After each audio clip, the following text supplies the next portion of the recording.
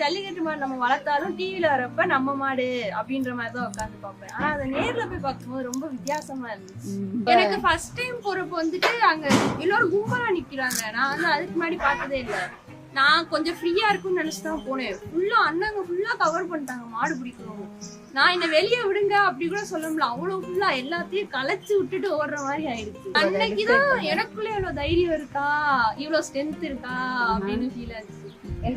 Voice தான் இருக்காங்க. ஆனா வந்துட்டு எனக்கு ஒரு பயம் அப்படின்றது எதுவுமே இல்ல. அவங்கள விட ஸ்ட்ராங்கா அங்க பிஹேவ் பண்ணி நான் வெளியே வந்துட்டேன். அது எனக்கே ஷாக்கா தான் இருந்துச்சு. எப்படி அத்தனை பேரும் தள்ளி விட்டு நான் வந்தேன் அப்படின்ற மாதிரி ஷாக் ஆயிடுச்சு. மாடுங்களை பொறுத்த வரைக்கும் அப்பாங்களை விட பெண் எங்க மேலதான் பாசம் அதிகமா இருக்கும். ஏதோ ஒரு இதுல அப்பாவை இப்ப அப்பா தான் மூக்கணாங்க எல்லாம் குத்துறாங்க அப்படின்னா அப்பா பார்த்தா ஒரு பயம் இருக்கும். ஏதோ ஒரு நிமிஷத்துல ஜல்லிக்கட்டு போறப்ப அப்பாவை லைட்டா குத்திட்டாலுமே, அதாவது லைட்டா அடிபடுற மாதிரி விலகிட்டாலுமே, அம்மாவை பார்த்தா அம்மாட்ட வந்து செல்லப்பிட மாதிரி அம்மா வான்னு கூப்பிட்டா நிற்கிறோம். அந்த மாதிரி கேர்ள்ஸ்க்கு ஜல்லிக்கட்டு மாடுக்கு ஒரு தனி மரியாதை இருக்கு. இப்ப பாய் யாராவது புதுசா வந்தா அவங்கள மாடு குத்ததான் போகும். இதே கேர்ள் வந்தாங்கன்னா மாடுக்கு தெரியும் உங்களை குத்தக்கூடாது. குழந்தைங்களையும் கேர்ள்ஸையும் மாடு குத்தவே குத்தாது. எந்த ஜல்லிக்கட்டு மாடுமே குத்தாது. 100ல 2 மாடு தான் குத்தும்.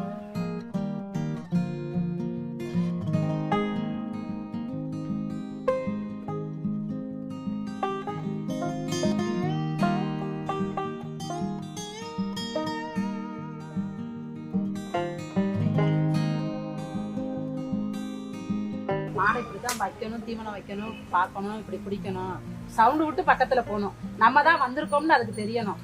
அதனால சவுண்டு விட்டு பக்கத்துல நான் தான் வந்திருக்கேன் அப்படி சொல்லி போனாதான் அது தெரிஞ்சுக்கிறோம்.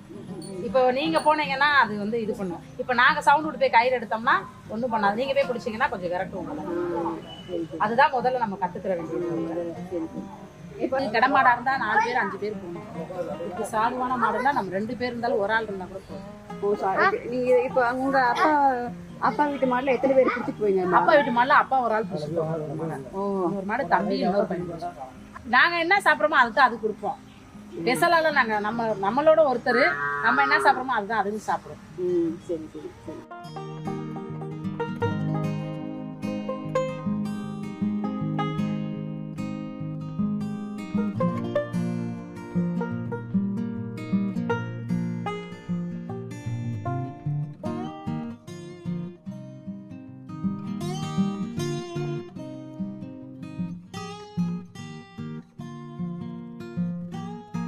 உங்களுக்கு இப்ப நீ சொல்றீங்கல்ல, இப்ப மாடு வளர்த்தவங்க மாடு மேல பயம் இருக்காது. ஆனா ஒரு ஜல்லிக்கட்டு காலன்னு ஒரு எச்சரிக்கையோட தான் நீங்க எப்பவுமே இருப்பீங்களா? இல்ல நீங்க மட்டும் போவீங்களா? உங்களுக்கு தெரியுமா மாடு நீங்க வரீங்கன்ட்டு? அது மாடு வந்து எல்லாருமே எச்சரிக்கை வரை எல்லாருமே இருக்கணும். அது மாடு எந்த பொசிஷன்ல இருக்கு, மாடு எந்த சீர்வாரம் இருக்குன்றது நம்மளுக்கு வந்து அந்த மாடு தெரியும். பயம் இருந்தா மாடு வந்து ஜல்லிக்கட்டு கால அவுக்க முடியாதுல்ல. பயம் இருக்கக்கூடாது. அது எப்படி இருக்கு, நம்ம மாடு இப்படித்தான் இருக்குன்னா நம்ம அதுக்கு நடந்துக்கிறோம். அப்போ கொஞ்சம் தண்ணி தவிர வச்சு கூழங்கள்லாம் போட்டால் அது குணங்கள் மாறிடும். அப்புறம் மாடு பக்கத்தில் கவர்கள்லாம் பிடிச்சி கட்டி வச்சு நம்ம வாட்டில் தடவி கொடுக்கலாம். மாடு வாடாதா அப்படின்னா நம்ம வாட்டில் நிற்கி. உங்க 3 மாடு என்ன குணம்? ராமு எந்த குணம்? ராமு எந்த மாதிரி? ராமு வந்து ரொம்ப அமைதியான குணம் இருக்கும். ஓகே. ஆனா அந்த வாடி வாசல்ல மாடு அவுத்துட்டா இன்னைக்கு யாருமே வந்து அதுகிட்ட கவர் போட்டு பிடிக்க முடியும். 3 மாட்டுல ராமுவே ரொம்ப ஆமா பெரிய ஒரு ரோசக்காரம், வைராக்கியம். வாடி வாசத்துக்குள்ள போயிட்டா ஜெயிச்சா வெளியே வரணும்ன்றது அவ்வளவு ஒரு கம்பீரமான. நீங்க பாத்தீங்க புடிபட்டு அதுக்கும் மனசுல ஏதோ வந்து மாடு புடிபட்டுட்டு அது மாடு புடிபடும். புடிபட்டுட்டு வெளியே வரும்போது கவர் போட்டு மூக்கணக்கர் ஓட்டு கட்டியிருப்பாங்க. அப்படியே கண்ணீர் பொட்டு பொட்டு பொட்டு பொட்டுன்னு அப்படியே அழுகும். மாடு பிடிச்சிக்கிட்டாங்க. இப்போ நான் போய் தட்டி கொடுப்பேன். ஏன்டா ராமு, இந்த வாடியிலேருந்தா இன்னொரு வாடியில் ஜெயிச்சு இதுக்கு ஏன் நீ கலங்குற? அழுகவே விடாதுடா. மாடை அவுத்தண்டா அந்த அவுத்துல ஜெயிக்க முடியாதே. என் மாடு வெளியே தோல்வி அடைஞ்சிரும்ன்றது அது நினைப்பே இருக்காது. நம்ம ஜெயிச்சிடணும் அப்படின்றது அது கவனம். அப்படி பிடிபட்டுட்டாலும் அந்த மாடை அன்னைக்கு எத்தனை நாள் போய் மாடை அவுத்து வந்தாலும் எந்த இடத்துலையுமே ஒரு தண்ணி குடிக்காது. எங்கள் வீட்டில் வந்து இறங்கி மாட்டை கொண்டாந்து கட்டிட்டு தண்ணி தீவனத்தோட தண்ணி தூக்கி கொண்டு வச்சாத்தே எனக்கு இன்னைக்கு